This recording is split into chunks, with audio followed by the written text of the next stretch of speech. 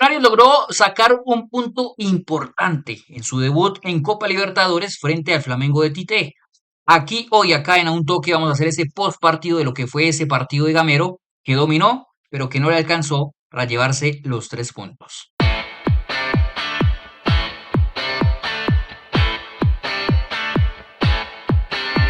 Lo primero que hay que decir es que realmente, o al menos para nosotros A un Toque, sí que sorprendió bastante el buen partido que hizo Millonarios.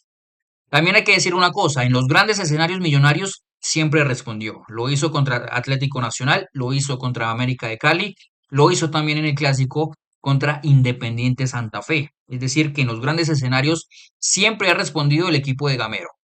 ¿Cuáles eran las dudas que teníamos nosotros previo a este partido? Era realmente el poder competir en escenarios de índole internacional, en Copa Internacional y frente también a este tipo de equipos que tienen poderíos económicos, pero además planteles mucho más ricos o de mayor talento que lo que tiene Millonarios hoy por hoy.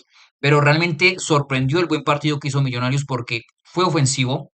Su bloque no estuvo tan retrasado, sino que fue un bloque casi que medio y medio alto en muchas ocasiones cuando presionaba.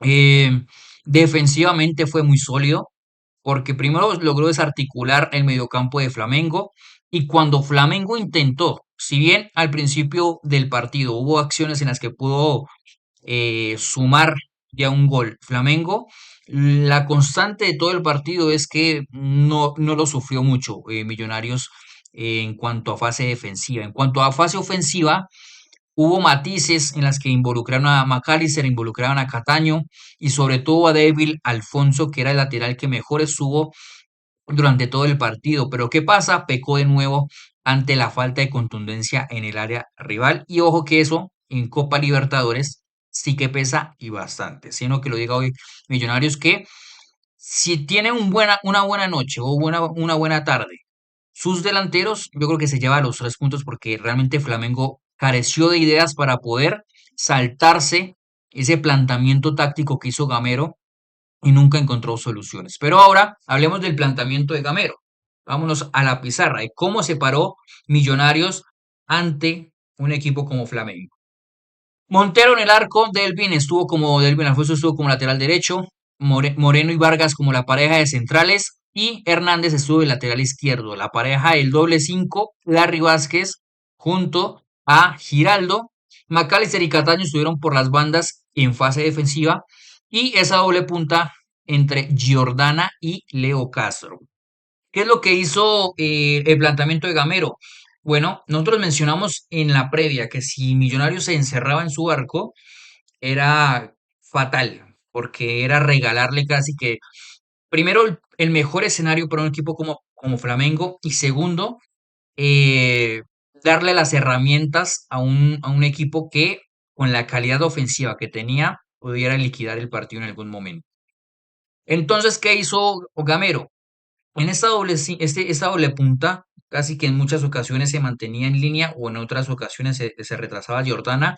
La clave estaba en que en esta zona del campo, tanto Eric Pulgar como el 48 Igor Jesús no recibieran cómodos en esas zonas del campo. Es decir, los que ellos en esa base de la jugada lograran después encontrar o algún pase a profundidad o inclusive pudieran encontrar con facilidades y comodidades algún número 14 de Arrascaeta. Entonces, ¿qué hizo?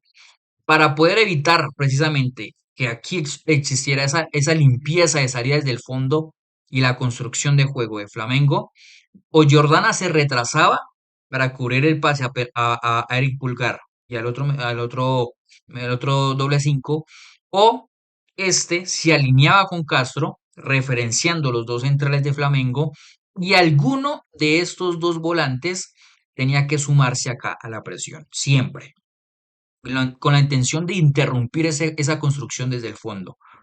Y este jugador, uno, para no partir al equipo, es decir, si este jugador subía, ya habían zonas en las que se podía partir Millonarios en esa mitad de la cancha. Lo que hizo era alternar entre Larry Vázquez y Giraldo las vigilancias a de Arrascaeta. Si aparecía de Arrascaeta, aparecía Flamengo. Entonces lo que hizo Gamero en este partido es hacerle una vigilancia y alternándola porque dependiendo de las zonas donde estuviera la pelota, alguno de estos dos tenía que saltar sí o sí a interrumpir o a ensuciar esa salida del fondo que hacía Flamengo. Entonces alternaban mucho las vigilancias hacia Arrascaeta, pero de Arrascaeta casi siempre tenía un jugador encima en esa zona del campo. Inclusive a Arrascaeta en muchas ocasiones le tocaba retrasar su posición para que alguno del doble 5 de Flamengo subiera y fijar a Larry Vázquez o a Giraldo para él tener comodidad, pero ni aún así Flamengo logró tener comodidad en su juego.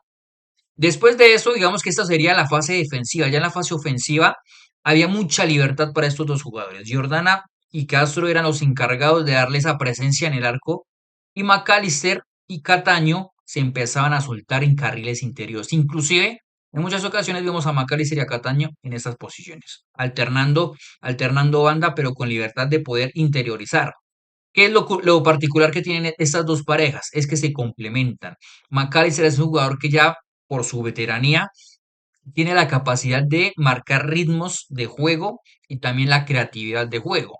Cataño inclusive se vio en alguna acción en la que tiene también la capacidad del duelo 1 a 1 y por eso Gamero lo ha utilizado en muchas ocasiones en esta banda porque por capacidad y características del jugador se puede adecuar mejor en ese tipo de roles. Entonces aquí había libertad para esos dos jugadores para poder tener ese juego interior que precisaba en muchas ocasiones el equipo de Gamero. Y las bandas totalmente para los laterales. Y aquí era lo interesante, porque en muchas ocasiones Delvin Alfonso, cuando el equipo de Gamero empezaba a juntarse con la pelota, aquí había zonas donde estaban McAllister, estaba Hernández, o Larry Vázquez o Giraldo se suman, donde normalmente era Giraldo que se sumaba al ataque. Cataño podría también estar en esa zona y Devil quedaba totalmente solo en esa posición para recibir. Cuando Delvin Alfonso recibía en esta posición, hubo pelotas o centros muy buenos por parte del venezolano que pudieron terminar en gol, que ahí es donde está el otro pero de este partido y es la falta de contundencia. En Copas Libertadores, en Copas Internacionales, estos equipos tienen que ser mucho más precisos a la hora de atacar, a la hora de ser decisivos en el área rival. Si no es decisivo en el área rival, eso empieza a generar algún tipo de complicaciones emocionales tanto para el equipo local, tanto como para el equipo rival. Para el equipo local de aspectos emocionales totalmente negativos y para el equipo rival, alguna acción que le pueda dejar eh, de cara a portería y es lo que sucedió de Arrascaeta. Vean, en el momento en que de Arrascaeta no tuvo vigilancia, fue que cayó el penal de Flamengo. Fue el único momento en que de Arrascaeta no tuvo una vigilancia en esta zona del campo donde le queda un rebote, Larry no tiene la vigilancia de Rascaeta, le queda totalmente la pelota y lo que le queda al número 5 es hacer una falta y queda inclusive en expulsión. Pero en términos generales, si yo tuviera que sacar una figura de ese partido, sin duda sería el venezolano, porque no solo fue ofensivo y decisivo en la parte ofensiva en este carril derecho, sino que también defensivamente fue muy bueno lo que hizo Delvin Alfonso. No solo en bloques en estas zonas del campo, en estas zonas bajas, sino también en las zonas medias. Inclusive cuando tenía que ir a presionar a su extremo o a su par, también lo hizo bastante bien el venezolano. Para mí, la figura del partido. Y esto sería lo que sería el postpartido de el debut de Millonarios de Gamero en esta Copa Libertadores enfrentando a Flamengo, uno de los equipos fuertes de esa Copa Libertadores.